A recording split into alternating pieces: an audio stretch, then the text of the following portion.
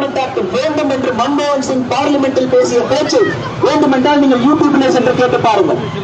நம்முடைய சுதந்திரம் கிடைத்த பின்பு பிரிவினை சக்திகள் நம்ம நாட்டை பிடிக்கும் பொழுது சில அகதிகள் மாட்டிக்கொண்டு விட்டார்கள்.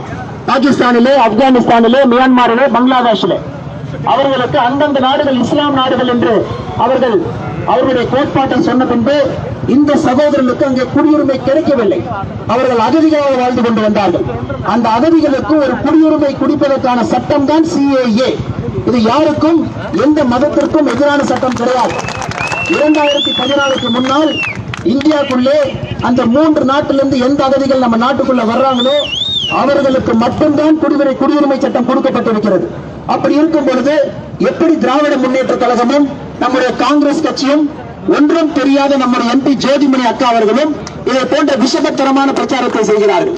நிச்சயமாக இதை போன்ற பிரிவினைவாத சக்திகள் நாட்டிலிருந்து விரட்டி அடிக்கக்கூடிய சமயம் வந்துவிட்டது.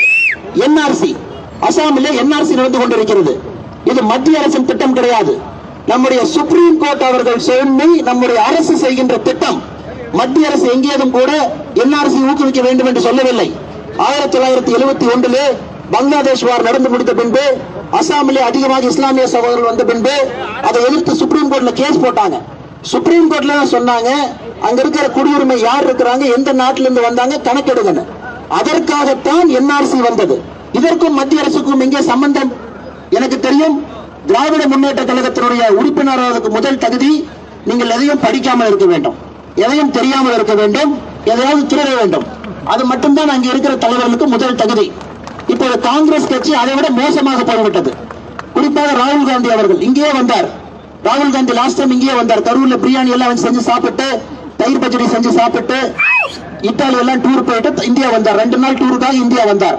அதில் 1 நாள் டூருக்காக பள்ளப்பட்டி வந்தார். பள்ளப்பட்டி மொழியில் என்ன பேச்சு பேசினார்? CAA NRC சொன்னார். அவர் சொன்னது ஒரு கருத்து உண்மையா? CAA பத்தி அவர் சொன்னது ஒரு கருத்து உண்மையா? NRC பத்தி ஒரு கருத்து உண்மையா? அதனால் இஸ்லாமிய சகோதர சகோதரிகளே, உங்களுக்கு நேரம் வந்து விட்டது. நீங்கள் உண்மையின் பக்கம் நிற்க வேண்டும். யார் உங்களுக்கு உதவுகிறார்கள் என்று பார்க்க வேண்டும். எந்த ஆட்சியிலே உங்களுடைய மாணவர்களுக்கு அதிகமான ஸ்காலர்ஷிப் கிடைத்தது?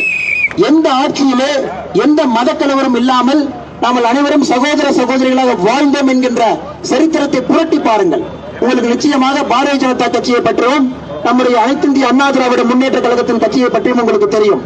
கடைசியாக உங்களுக்கு ஒரே ஒரு விஷயத்தை மட்டும் சொல்லிவிட்டு என்னுடைய சிறு உரையை நான் முடித்து வைக்கின்றேன். நாம் ஆட்சிக்கு வந்த பிறகு இஸ்லாமிய சகோதர சகோதரிகளுக்கு பாரதிய ஜனதா கட்சி உங்களுக்காக 17 சிறப்பு திட்டங்களை இந்தியாவில் கொண்டு வந்திருக்கிறது. அதில் குறிப்பாக சிறுபான்மை இளைஞர்களுக்கு பாரம்பரிய கலைப்பொருட்களை திறன் மேம்படுவதற்காக உஸ்தாத் என்கின்ற திட்டம் 2015 மாண்புமிகு பாரத பிரதமர் நரேந்திர மோடி அவர்கள் கொண்டு வந்தார். ஹீனார் ஹத் என்கின்ற திட்டத்தை 2017 சிறுபான்மை சமூகத்தின் கலை மற்றும் கைவினை பொருட்களை கண்டறிந்து சர்வதேச சந்தைகளை கொண்டு செல்வதற்காக கொண்டு வந்தார்.